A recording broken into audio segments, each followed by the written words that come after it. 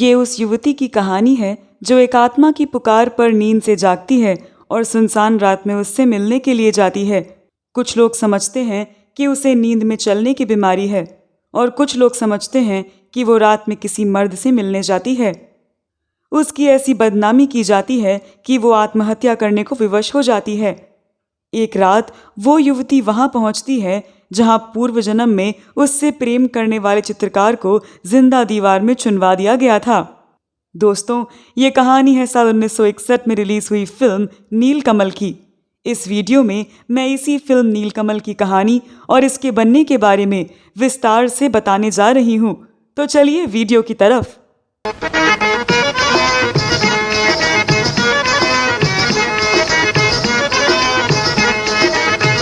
सीता और उसकी सहेलियां कॉलेज ट्रिप पर जाती हैं। सीता को खंडहरों से कुछ आवाज आती सुनाई देती है। सीता को नींद में चलने की आदत है। सीता रोज की तरह रात को नींद में चलते हुए रेलवे ट्रैक पर ट्रेन की चपेट में आने वाली होती है तो राम उसे बचा लेता है।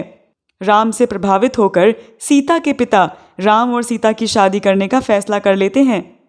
राम और सीता की शादी हो जाती है, पर उसका रोज रात को नींद में चलना जारी रहता है। हालांकि शादी के बाद सीता को पता चलता है कि उसका नींद में चलना सामान्य नहीं है, क्योंकि ये उसे उसके पिछले जन्म की कहानी में ले जाता है। उसकी सास और ननद चंचल उसके पति को भड़काती हैं कि उसका किसी गैर मर्द से संबंध है जिससे वो मिलने रात को जाती है। घर में सीता के हमदर्द सिर्फ चंचल के पति गिरिधर हैं, जो एक घर जमाई हैं। सीता आत्महत्या करने की कोशिश करती है, लेकिन गिरिधर एक पुजारी की मदद से सीता को आत्महत्या करने से बचाता है। सीता के पिता भी राम के घर अपनी बेटी की तलाश में आते हैं, जिनसे उन्होंने पहले भी कई बार नींद में चलने की बीमारी के बारे में बताया था। जब गिरधर घर वालों को सीता की मृत्यु की सूचना देता है तो परिवार वाले राम के दूसरे विवाह की तैयारी करते हैं, लेकिन गिरधर चुपके से राम को बताता है कि सीता जीवित है और गर्भवती है। एक रात ट्रेन से यात्रा करते समय सीता चित्रपुर स्टेशन पर चेन खींचकर ट्रेन को रोक देती है। एक रात सीता वहां पहुंच जाती है जहां पुराने जमाने के चित्रकार चित्रसेन को जिंदा दीवार में चुनवा दिया था, क्योंकि वो राजकुमारी नीलकमल से प्रेम करता था। दरअसल एक महान मूर्तिकार चित्रसेन के काम से खुश होकर राज्य का महाराजा उससे मनोवांछित वरदान मांगने के लिए कहता है। वरदान में चित्रसेन राजकुमारी नीलकमल को मांग लेता है। उसके दुस्साहस से क्रोधित होकर राजा उसे जिंदा दीवार में चुनवा देता है, लेकिन नीलकमल के लिए चित्रसेन का प्यार अमर रहता है और उसकी आत्मा उससे मिलने और उसके साथ रहने की उम्मीद में सदियों तक जीवित रहती है। अगले जन्म में जब नीलकमल का सीता के रूप में पुनर्जन्म होता है तो चित्रसेन की आत्मा उसे रातों में पुकारती है और वो अपना होश खोकर आवाज की ओर चल देती है। तुझको पुकारे मेरा प्यार,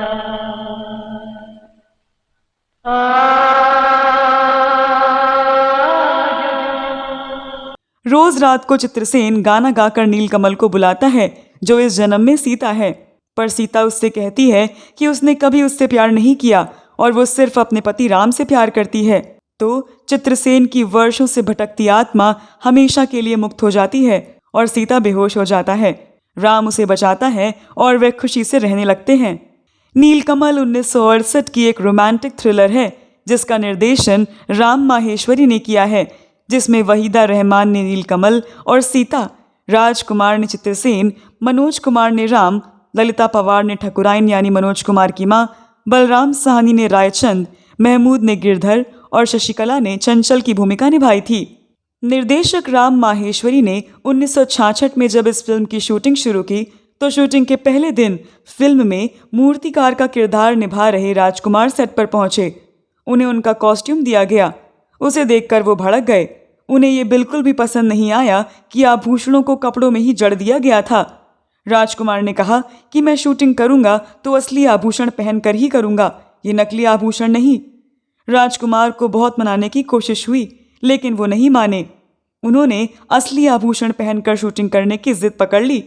राजकुमार की इस जिद से हर कोई तनाव में आ गया था। शूटिंग के पहले ही दिन शूटिंग का रुक जाना लोगों के लिए चिंता का विषय बन गया था। पीरियड फिल्म थी, इसीलिए राजकुमार नहीं चाहते थे कि स्क्रीन पर कुछ भी बेतुका दिखे। उनका मानना था कि दर्शकों को बड़े पर्दे पर सब कुछ रियल दिखाई देना चाहिए। जब राजकुमार अपनी बात पर अड़े रहे तो फिल्म के निर्माता पन्नालाल माहेश्वरी ने उनके आगे घुटने टेक दिए। उन्होंने फैसला किया कि राजकुमार के लिए असली आभूषण मंगाए जाएंगे।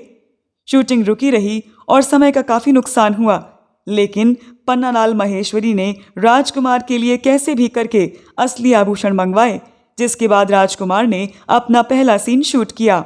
फिल्म में राजकुमार ने जिस बखूबी से डायलॉग बोले, शायद ही कोई एक्टर इतनी सरलता से बोल पाता हो। उनके मुंह से कोई डायलॉग निकलता तो उनके हाव भाव देखने लायक होते थे। उनकी बॉडी लैंग्वेज ऐसी थी कि दर्शक अपनी नज़र नहीं हटा पाते थे। फिल्म नीलकमल दर्शकों को खूब पसंद आई थी। ये फिल्म बॉक्स ऑफिस पर सुपरहिट साबित हुई थी। ये 1968 की तीसरी सबसे अधिक कमाई करने वाली फिल्म थी। इस फिल्म ने कई हफ्तों तक बड़े पर्दे पर अपना रंग जमाया था। फिल्म का गीत संगीत जबरदस्त है। गीतकार साहिर लुधियानवी हैं।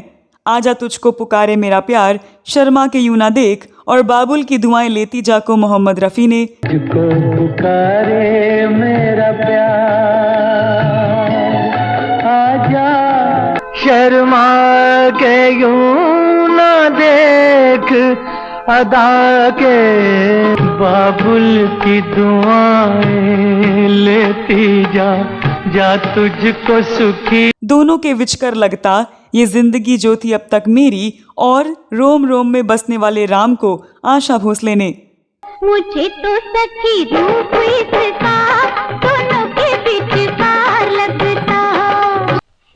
रोम रोम में बसने वाली जो थी अब तक तेरी पनाह में। और खाली डब्बा खाली बोतल गीत को मन्ना डे ने गाया था। खाली डब्बा खाली बोतल ले ले मेरे यार खाली से मत न। रोम रोम में बसने वाले राम गीत आज भी लोकप्रिय है। बाबुल की दुआएं लेती जा जा तुझे सुखी संसार मिले और आजा तुझको पुकारे मेरा प्यार गीत भी काफ़ी लोकप्रिय हैं। लेकिन इस फिल्म का एक गाना आज 55 साल बाद भी हमारी ज़िंदगी का अहम हिस्सा बना हुआ है। ये गीत है बाबुल की दुआएं लेती जा। बाबुल की दुआएं लेती जा जा तुझको सुखी। ये वो गीत है जो बेटी की विदाई पर अक्सर शादियों में सुना जा सकता है। इस गाने से जुड़ा एक दिलचस्प वाकया भी है। बताया जाता है कि इस इमोशनल गीत को गाते समय मोहम्मद रफ़ी अपने इमोशंस पर काबू नहीं रख सके थे। उन्होंने जैसे ही गीत को गाना शुरू किया था, वो भावनाओं के भंवर में फंसते चले गए। वो गाते जा रहे थे और उनका गला भरता जा रहा था। इस गाने का अंत होते होते वो रोने लगे थे। न सिर्फ मोहम्मद रफ़ी की आंखें इस गाने को गाते समय नम हो गईं, बल्कि जब ये फिल्म रिलीज हुई थी, इसने हर उस पिता की आंखों को नम कर दिया जिसने अपनी बेटी की डोली खुद अपने हाथों से विदा की। बाबुल की दुआएं लेती जा जा तुझे सुखी संसार मिले का म्यूजिक रवि ने दिया, जबकि इसके लिरिक्स साहिर लुधियानवी ने लिखे। इस गीत को बलराज साहनी और वहीदा रहमान पर फिल्माया गया था। बाप बेटी के बॉन्ड और बेटी के विदाई के इस सीन को बलराज साहनी ने अपनी अदाकारी के जादू से जिंदा कर दिया था। वहीदा रहमान की भी कमाल की एक्टिंग थी, तभी तो उन्हें उस साल के बेस्ट एक्ट्रेस के फिल्म फेयर पुरस्कार से नवाजा गया था। फिल्म ब्लॉकबस्टर साबित हुई थी और साल की सबसे ज़्यादा कमाई करने वाली फिल्मों की फहरिस्त में शामिल हुई। तो दोस्तों, आपको फिल्म नीलकमल के बारे में दी गई ये जानकारी कैसी लगी? इस फिल्म के बारे में आपके पास कोई अतिरिक्त जानकारी हो तो अवश्य लिखें। ये वीडियो कैसा लगा हमें बताएं। अगले वीडियो में मैं फिर फिल्मों और गीतों से जुड़ी कोई नई कहानी लेकर आपके सामने हाजिर हो जाऊंगी। तब तक के लिए नमस्कार।